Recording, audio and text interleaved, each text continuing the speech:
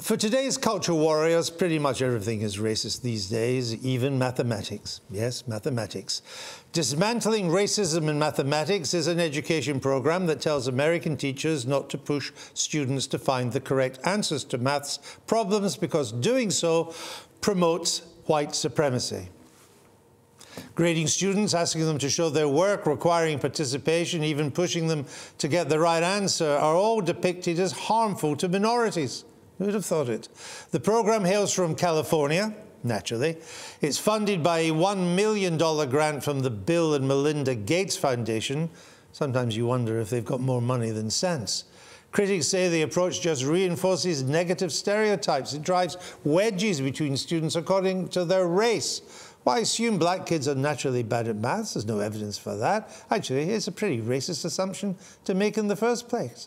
The concept of mathematics being purely objective is unequivocally false, says the manual. Unequivocally. If I could pronounce it, it'd be even more effective. Unequivocally false. The manual goes on to then say that upholding the idea that there are always right and wrong answers perpetuates objectivity in mathematics. This is drivel of a high order. Hands up anyone who doesn't think that the correct answer to 2 + 2 is 4. No, I thought not. The workbook, or the woke book would be more accurate, tells teachers to identify and challenge the way that maths is used to uphold capitalist, imperialist and racist views. Who thought all that was in these equations I used to struggle with at school? So I think we can see where they're coming from. It would never happen here, I can hear you say. It already has when it comes to grammar. Lecturers at the University of Hull have been told that insisting on good written English discriminates against ethnic minorities. Students should not be marked down for poor spelling, grammar and punctuation in exams because it would be elitist. Again, the assumption is that poor ethnic minorities are bad at English. That's not been my experience at all, but the assumption is that they are. We really are on course to produce a nation of dummies with this approach. As always, Andrew Doyle is here. Welcome. Well, who would have thunk it? Even mathematics is racist. I mean, it reminds me of last year when the Smithsonian Museum in Washington issued an image that they put out online about the hallmarks of white culture. And some of these hallmarks were things like hard work, rationality, politeness, respect for authority, so independence, all of these positive virtues that they were saying were intimately connected with being white. And by implication, they're not commonplace amongst ethnic minority communities. Very patronising. What it is, of course, is the bigotry of low expectations. Yes. And it's a really bad thing. I mean, it's bad enough when it's in universities and it's amongst these academics who over-theorise this stuff. I mean, the first time I came across the maths as racist was a few years ago. I read something by a professor called Rochelle Gutierrez, and she claimed that mathematics operates as whiteness. That was the phrase she used. But you expect it to sort of remain in the universities, in these niche academic departments. But the problem is it leaks out, much like a virus from a laboratory, and it comes into the mainstream. And now, as you said yourself, there was the example of the University of Hull, this idea of what's called inclusive assessment. And it's coming into various universities over here as well. And, you know, as teachers, I was a former teacher, you do make allowances for pupils if they have learning difficulties and things like that. Of course. But if you start doing it on the basis of skin colour, it's incredibly paternalistic, patronising, involves all kinds of racist assumptions, and it's unworkable. It's unworkable, especially because white pupils are outperformed by all other ethnic groups in this country, with the exception of black Caribbean children. So do you give more allowances for black Caribbean children, but not for black African children? How is this going to work? It's a nonsense.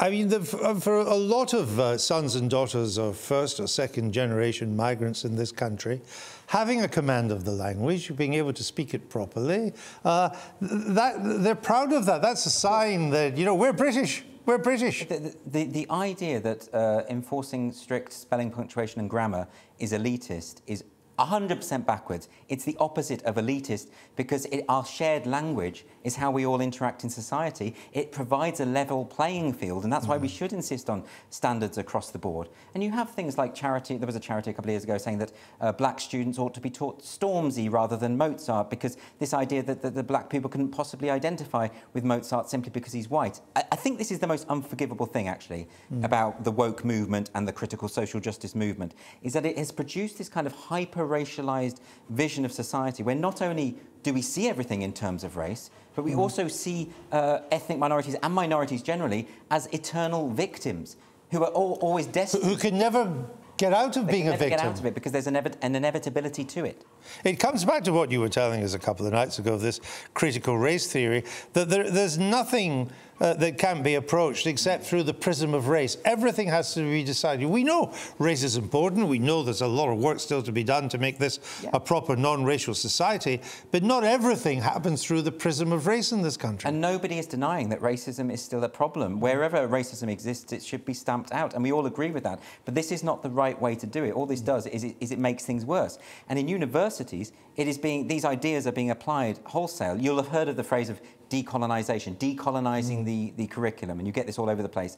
And at first we thought this might just be the humanities and English departments, the idea being that reading lists were too white, there weren't enough different voices. There might be a point there, you know, there will be people who will have been excluded from the canon for probably pretty unsound reasons, and I'm all for expanding reading lists in this way, but now it's come to the elimination of voices. For instance, Leicester University in February announced that they wanted to eliminate the medieval aspect of their English literature course, and one of the reasons given was that it was too white and male. Well, I mean, if you know about the history of Great Britain, there's a good reason for that. Yeah, we were, I think, pretty white and male. There was a lot of that going on, wasn't there? At the time, yeah. But now, unfair, I think, but that's what it was. It's the way it was. But now it is spreading into physics, mathematics, as you mentioned. I mean, Sheffield University are decolonising their physics curriculum at the moment. They've said that Isaac Newton might be caught up in this because he has links to colonialism, but he may very well have, and it's interesting to study the history of Isaac Newton. But when you're studying for a physics degree, what you care about is the laws of motion, the basis of mechanics, you know,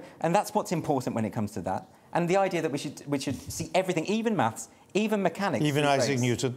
Even Isaac Newton. I mean, it is a bit out of control. All right, Andrew, thank you very much for that. It's a never-ending story.